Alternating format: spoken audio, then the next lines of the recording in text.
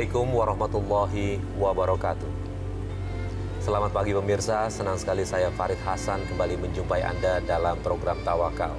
Dan pagi ini kita akan mendengarkan kisah hidup dari narasumber kita bernama Mbak Rere. Assalamualaikum Mbak Rere. Waalaikumsalam Mas. Terima kasih sudah hadir di studio bersama kami. Dan tidak hanya Mbak Rere pemirsa, kita juga sudah hadir Ustadz Muhammad Ziyad. Assalamualaikum Pak Ustadz. Waalaikumsalam warahmatullahi wabarakatuh. Terima kasih juga Pak Ustadz sudah hadir bersama kami. Dan di sini pemirsa, Pak Ustadz Ziyad nanti akan memberikan pandangan-pandangan mengenai kasus yang menimpa Mbak Rere dari sudut pandang agama Islam. Baik, langsung aja Mbak Rere. Mbak Rere hadir ke sini ingin menceritakan kisah dan berbagi kisah Mbak Rere yang sudah dialami yang lumayan cukup pahit ya. Boleh bisa langsung cerita aja Mbak Rere ke kita. Saya merasa hidup saya dari kecil sampai saat ini seperti menderita terus. Sepertinya Tuhan itu nggak pernah sayang sama saya. Sejak kecil saya diadopsi oleh seorang janda. Waktu itu saya berumur 2 bulan. Selama 11 tahun saya diadopsi. Kehidupan saya baik-baik aja. Saya merasa bahagia. Tapi 11 tahun ibu angkat saya meninggal karena serangan jantung. Setelah itu saya tinggal bersama-sama dengan keluarga dari ibu angkat saya. Saya dizolimi, yang mana saya mencuri perhiasan ibu angkat saya. Padahal saya tahu, saya lihat sendiri waktu ibu angkat saya meninggal. Mereka membawa kotak-kotak perhiasan ibu angkat saya, dibungkus dalam kain hijau dan dibawa. Tapi setelah itu saya yang dituduh mencuri semua perhiasan ibu angkat saya. Waktu itu umur berapa Mbak Rere? Saya 11 tahun Pak Ustadz. Kemudian setelah dari itu saya mulai dibawa kasar. Dan saya merasa tidak kuat. Sampai satu saat waktu kelas 1 SMA saya tahu kalau itu bukan ibu kandung saya, bahkan itu bukan keluarga kandung saya yang sebenarnya. Akhirnya saya putuskan untuk kabur mencari ibu kandung saya. Saya menemukan ibu kandung saya. Tapi ibu kandung saya sudah menikah. Saya minta supaya saya tinggal bersama-sama ibu kandung saya. Saya tinggal sama ibu kandung saya selama 1 tahun. Kemudian ibu kandung saya memberikan saya kepada kakaknya, yaitu tante saya. Boleh tahu alasannya kenapa? Waktu itu saya tinggal di daerah Mas. Terus saya dikirim ke Jakarta dan tinggal di rumah tante saya. Di rumah tante saya pun saya diperlakukan tidak baik. Bahkan untuk 1 hari aja saya tidur cuma 2 jam. Karena saya harus mengerjakan pekerjaan catering, buat roti, bahkan mengantar ke Senen. Waktu tidur saya setiap hari itu cuma 2 jam. Dan saya merasa tidak kuat.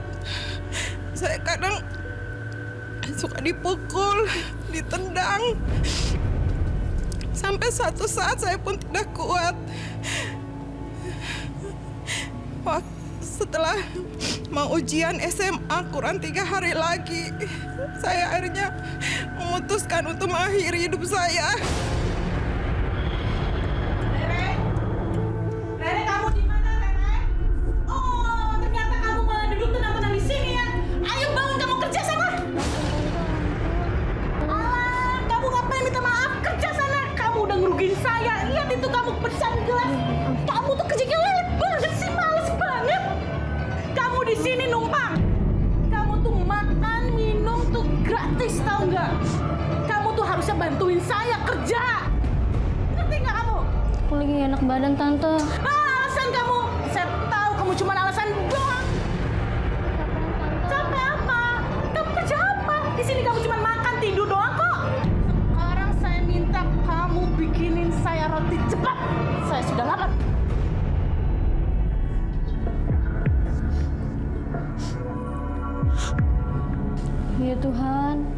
Tuhan, salah aku. Aku nggak mau hidup di sini. Lebih baik aku mati, ya Tuhan.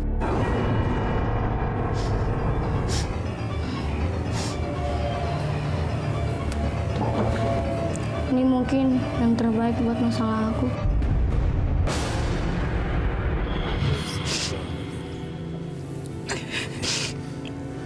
Rere, tahan dulu sebentar ya. Nanti kita terusin lagi ceritanya. Iya.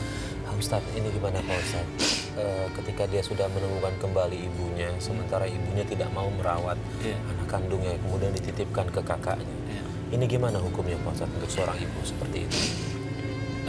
Terima kasih Mas Farid. Jadi kisah ini sesungguhnya memberikan pelajaran untuk kita semuanya.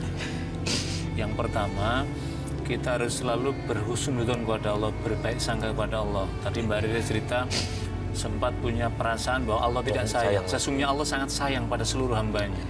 Bahkan orang tidak beragama sekalipun Allah sayang. Salah satunya adalah bentuknya Allah berikan karunia nikmat dalam kehidupan ini.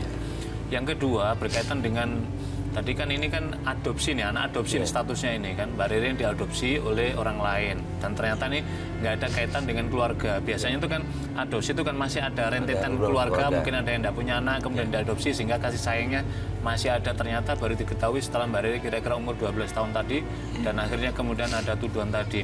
Jadi kalau yang kedua, yang tadi kasus yang kemudian disampaikan Mbak Rere dari keluarganya tuduhan tadi, orang yang menuduh tanpa ada bukti, apalagi ini masih usia anak-anak, maka itu termasuk perbuatan dosa yang sangat dicela oleh Islam.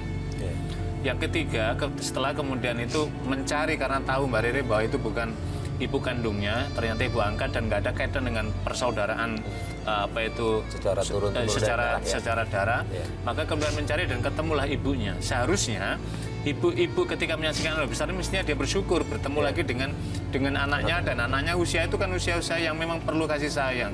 Dan ternyata ibu ini, ibu kandungnya sendiri ternyata sangat tega sekali dan memperlakukan semacam itu, kemudian dikirimlah ke tantenya.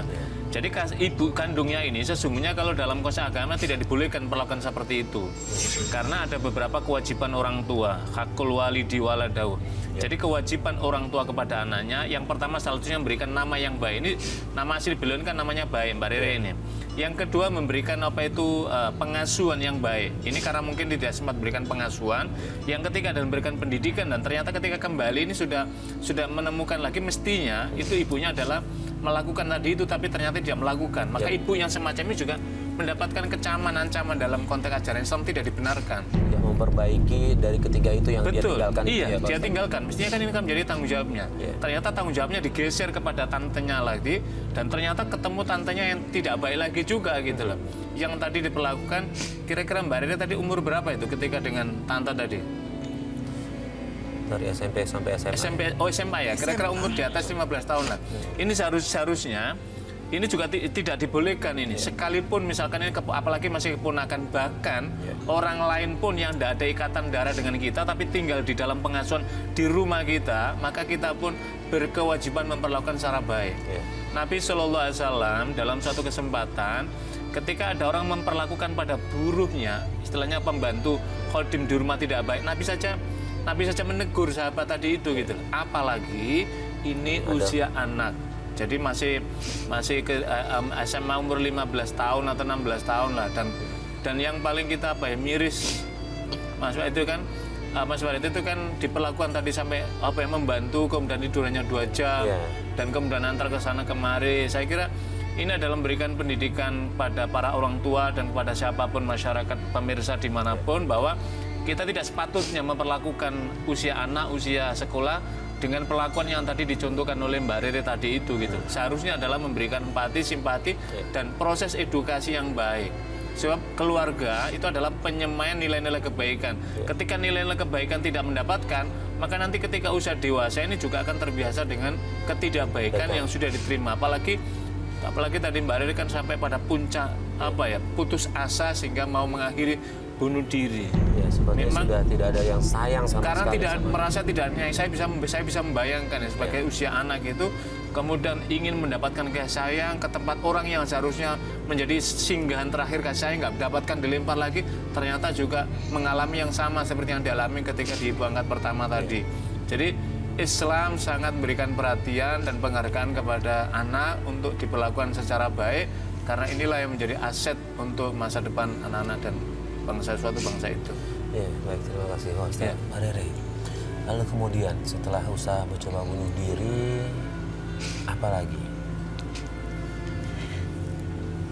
Sudah sempat minum. Sudah. Dan saya sempat koma beberapa hari di rumah sakit. Tapi akhirnya saya bisa sembuh lagi. Yang menolong Mbak Rere siapa waktu itu? Tetangga. Tetangga. Iya. Tetangga yang membawakan saya ke rumah sakit. Setelah sembuh, akhirnya saya putuskan saya tidak mau lagi mengikuti tante saya. Setelah tamat SMA, saya putuskan untuk saya mau mandiri, bekerja. Dan saya akhirnya kerja di satu perusahaan mebel. Pada saat saya bekerja pun, saya bertemu dengan manajer saya supaya saya bisa mencapai target dalam pekerjaan saya. Dia memaksakan saya untuk melayani dia. Nih, Pak Ustadz gimana nih? Keputusan yang diambil Mbak Rere kita tahu. Dan tapi kan kita nggak bisa terus-menerus menyalahkan apa yang diambil dari Mbak Rere. Nah, untuk kedepannya nih, gimana nih kalau ada orang ingin menggadaikan kesuciannya demi pekerjaan, hukumnya apa nih Pak? Kita ikut prihatin Mas Farid ya dengan bersimpati dengan kasus Mbak Rere. Jadi Mbak Rere melakukan tadi itu mesti harus dilihat, ini kan akumulasi dari kekecewaan yang dijalani dalam masa hidupnya. Yang kedua adalah tidak mendapatkan bimbingan dan tuntunan pendidikan, baik pendidikan secara umum, khususnya pendidikan agama secara baik. Lalu yang ketiga, tidak mendapatkan kasih sayang dalam keluarga. Inilah yang kemudian akhirnya menjadikan anak ini tumbuh secara tidak baik psikisnya, istilah kesehatan mentalnya, berpikirnya mudah labil.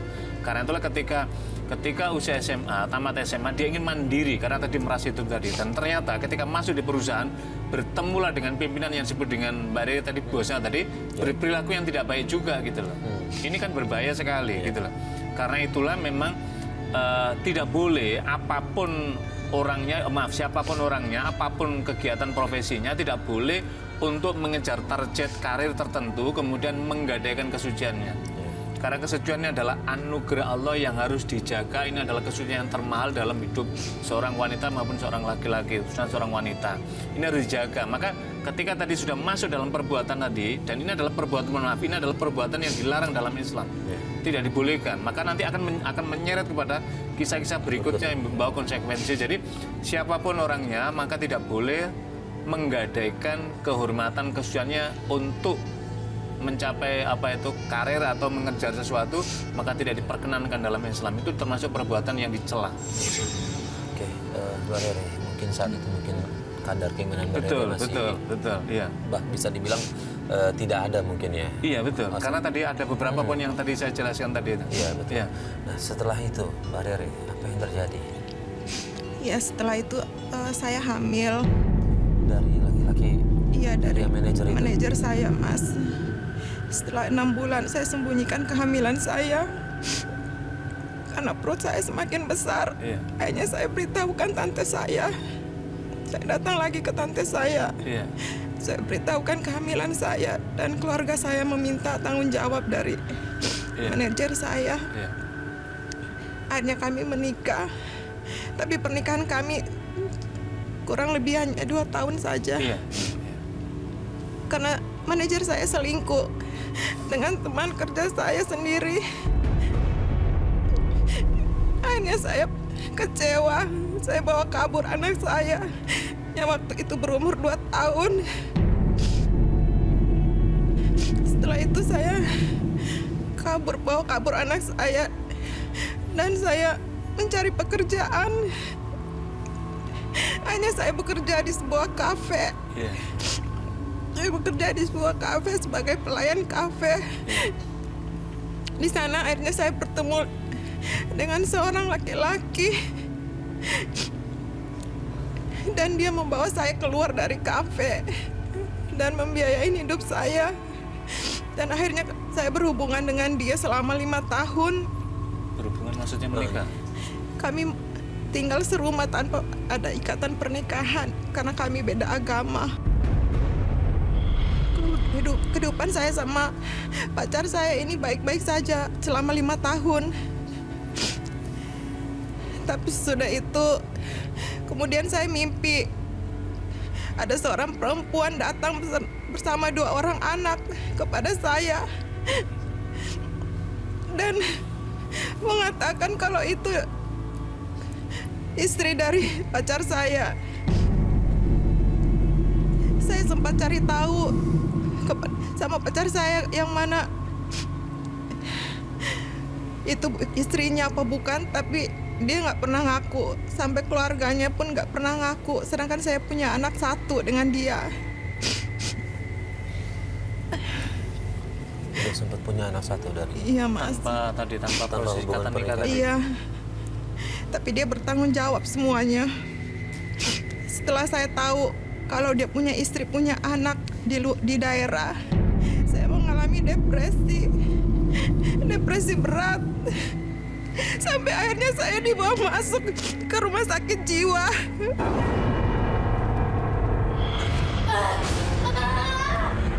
Kamu jahat, Mas, sama aku. Kamu jahat, ternyata kamu udah punya istri. Kamu tega bohongin aku.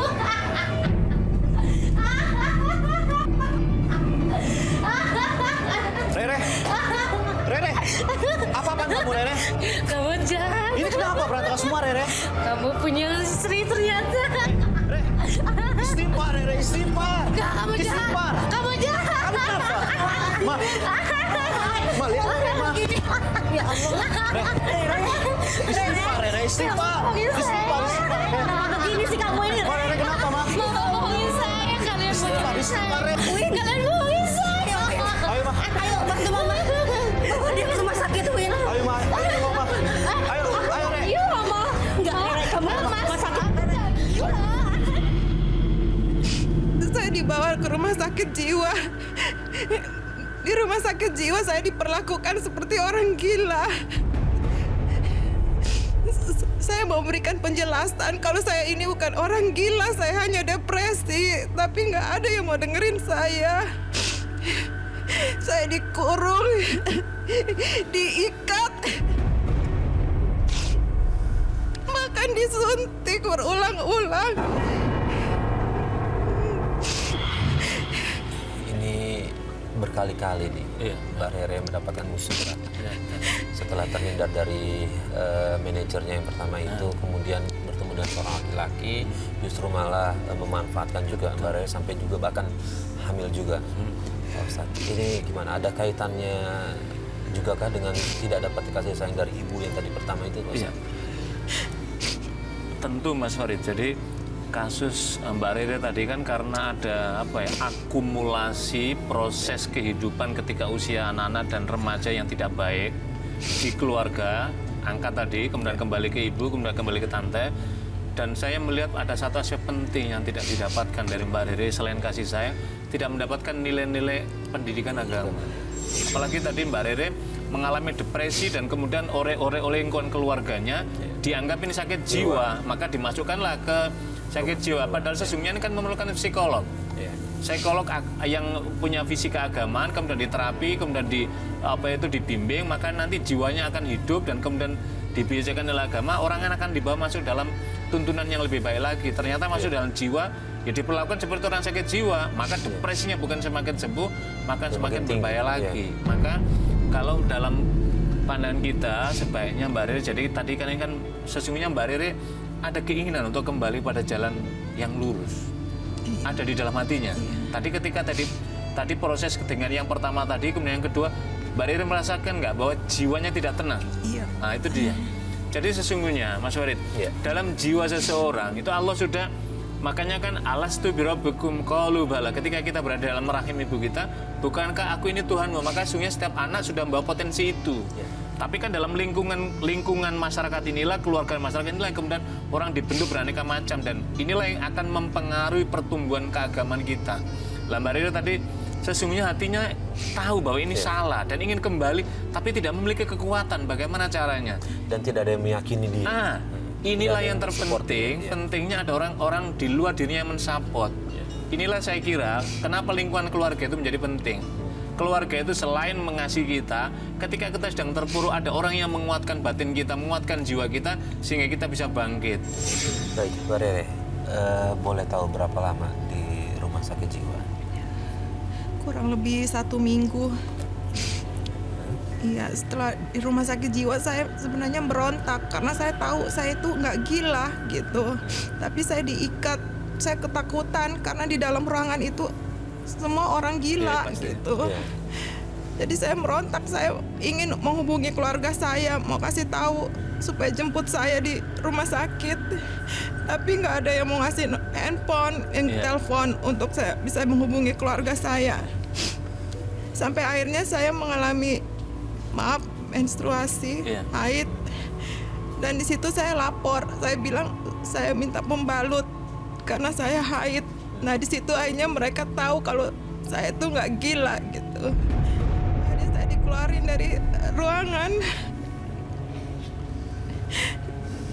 dari ruangan, dan saya ditenangin. Akhirnya saya bisa pulang. Setelah pulang, saya mengalami sakit dan keluar masuk rumah sakit. Saya sakit parah, akan berjalan pun saya nggak bisa. Akhirnya saya merasa tidak kuat, saya hubungin mama kandung saya. Saya minta supaya saya dijemput karena saya sakit. Akhirnya mama saya pun mau menjemput saya bawa pulang ke daerah. Sampai di daerah pun saya ditaruh di rumah adeknya. Mohon maaf, boleh tanya sekali lagi nggak saya, kenapa udah 2 kali nih? Iya, kenapa Pak Ustadz, mamanya? ibunya Mbak Rere nggak mau terima di rumah itu, ada apa memang? Saya sendiri pun nggak tahu, Mas. Tapi menurut mama saya, karena mama saya sudah menikah lagi. Dan Oke, yang di rumah itu bukan ayah kandung. Bukan, Mas. Itu bapak tiri saya. Di situ saya bukan dibawa jahat. Tapi saya merasa seperti kok saya nggak pernah disayang sama orang tua saya. Saya ingin mendapat kasih sayang dari ibu saya, tapi saya nggak pernah dapat. Akhirnya dalam keadaan sakit pun saya ikhlas, saya nerima. Di satu saat saya berusaha untuk bangkit. Saya nggak mau terpuruk, saya berusaha untuk bangkit. Dan akhirnya juga saya menemukan seorang laki-laki, itu suami saya yang sekarang. Untuk suami saya yang sekarang pun saya nggak mendapat kebahagiaan. Apa yang dia lakukan, Rere? Suami saya nggak pernah mau menafkahin saya, malas untuk bekerja. udah berapa tahun Mbak Rere menikah dengan sekarang? 11 tahun. Oh, udah berumah tangga 11 tahun? Iya. Dan bahkan setiap saya minta supaya dia kerja, pasti saya diancam, bahkan anak saya dibawa kabur.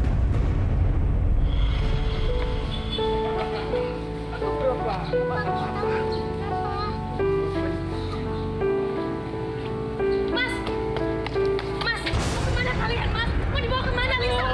Udah. Mas, Aku udah males hidup sama kamu. Aku dia malu ada sama aku, Mas. tetangga. Tapi dia ada aku yang kandung dia. Dia juga anak aku. Iya, aku nggak izinin, Mas. Terserah ya. Mau aku bawa dia kemana kek? Mas. Terserah aku. Mas, Lisa.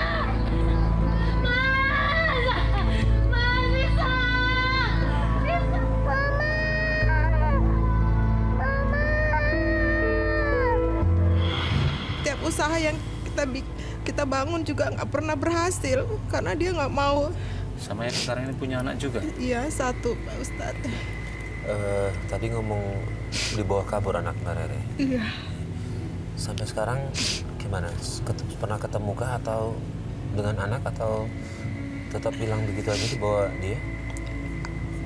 Sudah kembali lagi, Mas. Kembali. Iya. Sekarang masih tetap bersama-sama suami sekarang atau Masih, iya.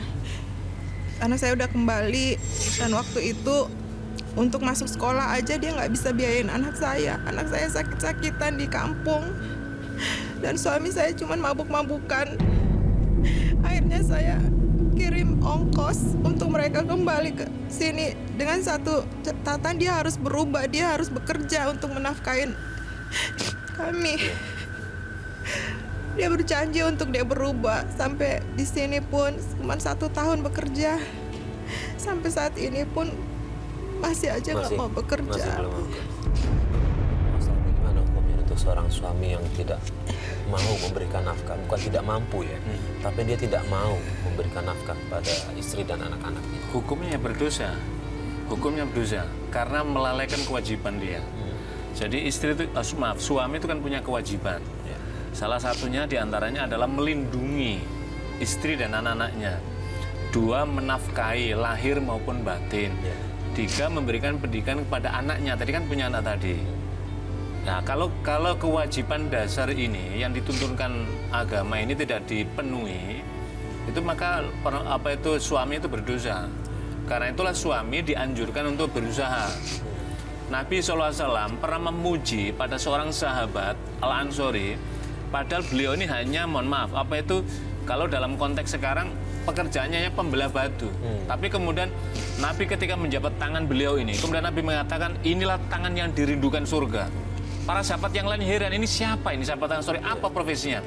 Kemudian beliau menyatakan, inilah tangan yang digunakan bekerja untuk mencarikan nafkah yang halal bagi keluarganya. Jadi konteks ini yang bisa kita lihat adalah Islam memberikan penghargaan yang tinggi kepada suami yang mau bekerja. Soal penghasilan kan soal lain. Tapi dia punya ikhtiar kuat, usaha kuat untuk bagaimana dia mendapatkan nafkah untuk diberikan kepada istri dan anak-anaknya. Adapun misalkan enggak, itu soal lain tadi. Lah tadi yang dijelaskan oleh Mbak Rere, suami yang tadi yang sekarang ini tidak mau berusaha. Ini kan menunjukkan malas, maka tidak dibolehkan. Yang kedua, tidak malasnya saja. Islam itu mencela orang yang malas. Nggak boleh orang malas. Karena itu berarti putus asa dari rahmat Allah. Dia harus menjemputnya. Yang ketiga, ada dosa yang dilakukan lagi, yaitu dia bermabuk-mabukan.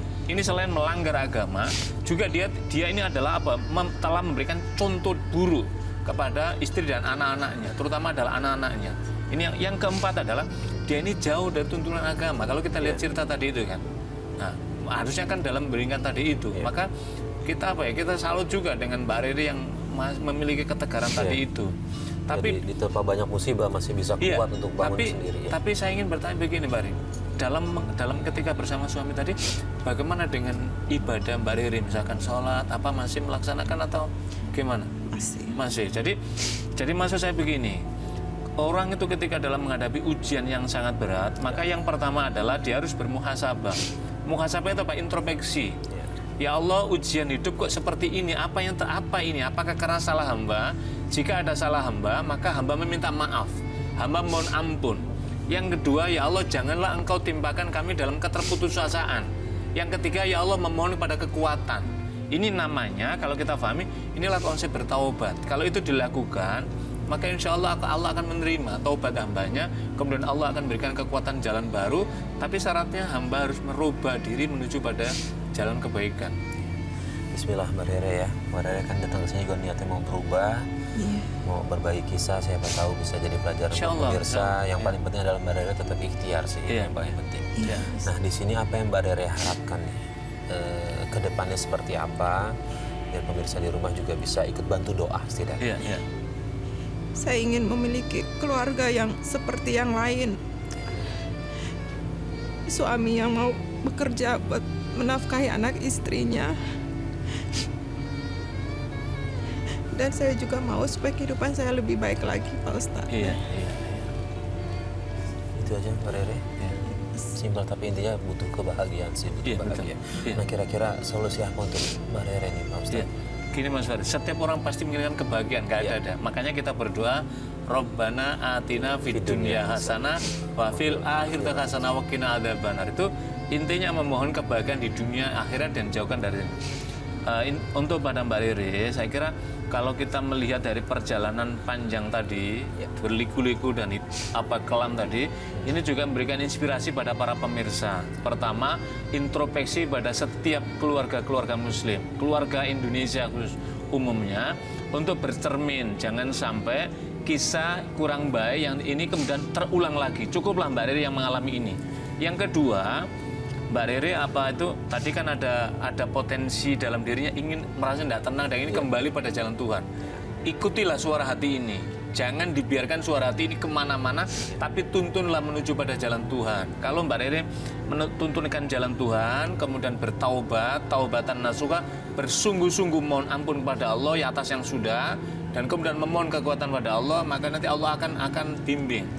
Yang ketiga, kalau ini masih dengan istri suami tadi itu ada ikhtiar untuk baik, memohonlah petunjuk pada Allah. Mudah-mudahan Allah berikan petunjuk pada suami Mbak Rere dan Mbak Rere-nya juga, dan kemudian pelan-pelan. Yang ketiga, yang keempat, berkumpullah bersama orang-orang yang soleh. Apa maknanya? Mendekat ke masjid, ke majelis taklim, ke perkumpulan-perkumpulan yang baik, diajak suaminya juga. Maka insya Allah nanti sinar ilahi ini akan muncul, dan pada akhirnya Allah tidak mungkin menguji hambanya di luar batas kemampuan. Jadi ketika diuji, kalau orang mau bangkit dan berpegang teguh kepada Allah, maka insya Allah Allah akan menurunkan rahmatnya, Allah akan menurunkan kebahagiaan yang menjadi keinginan yang oleh setiap hamba, khususnya Mbak Rere tadi. Iya. Justru dengan banyak cobaan itu Allah sayang sama Betul. Tapi jangan sampai putus asa, harus bangkit. Allah masih kasih Mbak Rere hidup, artinya masih kesempatan untuk bisa kembali ke jalan Allah. Terima kasih Mbak Rere sudah berbagi kisah kepada kita. Mudah-mudahan ini juga bisa diambil pelajaran buat pemirsa di rumah dan juga untuk kita khususnya. Terima kasih Pak Ustadz atas semua tausiahnya, mudah-mudahan juga bermanfaat. Amin. Baik pemirsa, sampai di sini tawakal untuk edisi hari ini. Terima kasih atas perhatiannya. Saya Farid Hasan undur diri. Wassalamualaikum warahmatullahi wabarakatuh. Waalaikumsalam warahmatullahi wabarakatuh.